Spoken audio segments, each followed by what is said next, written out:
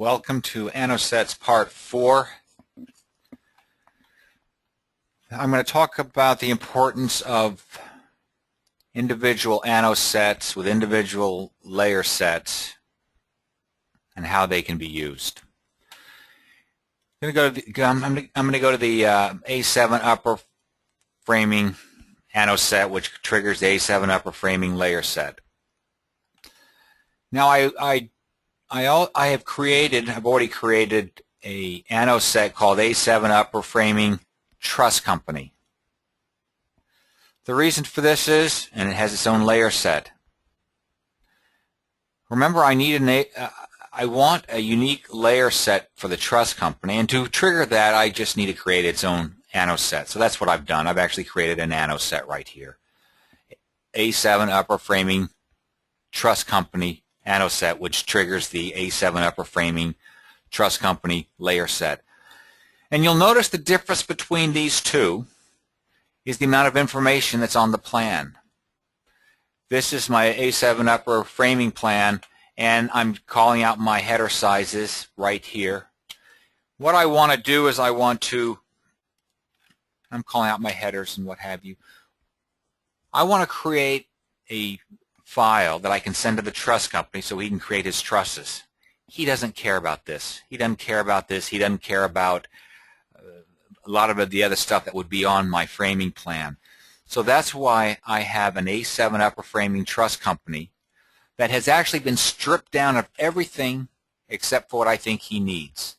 And now I can simply export this as a DXF file, send it off to the truss yard, and he can use this DXF file to create the trusses. So another example of how Anno sets are useful. When I was in the beta program, Wendy suggested making an Anno set for beta. So when we had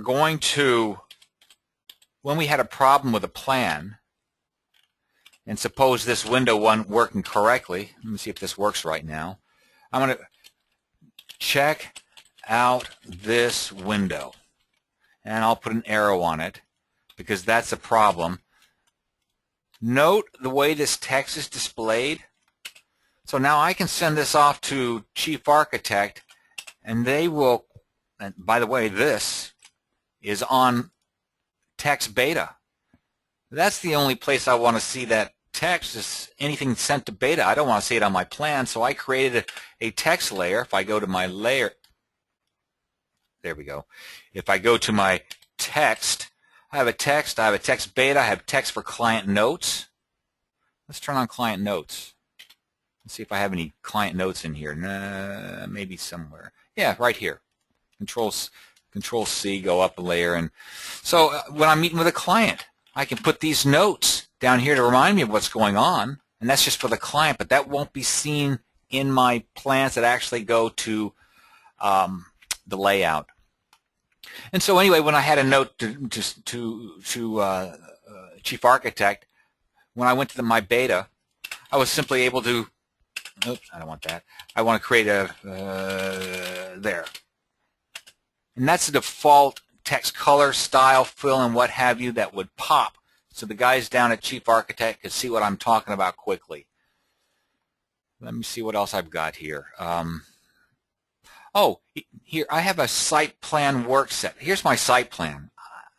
This site plan Anno set, which triggers the site plan layer set, I don't want to change the layers. I want to leave whatever layers are on so it doesn't affect what's in layout. But if I'm working on my site plan and I want to turn some layers on and off, I simply go to my work set and I look there. That's my terrain.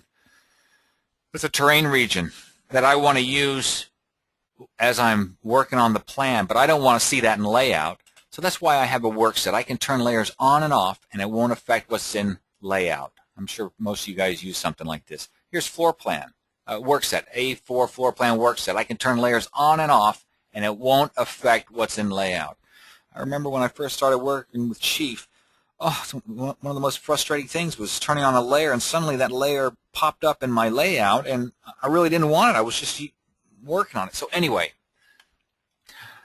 that's what's so neat about the Anno sets. Anno sets trigger the layer set, and you can use a layer set and manipulate it any way you want, and it won't affect what is actually in layout. So I think this is the end of part 5, maybe.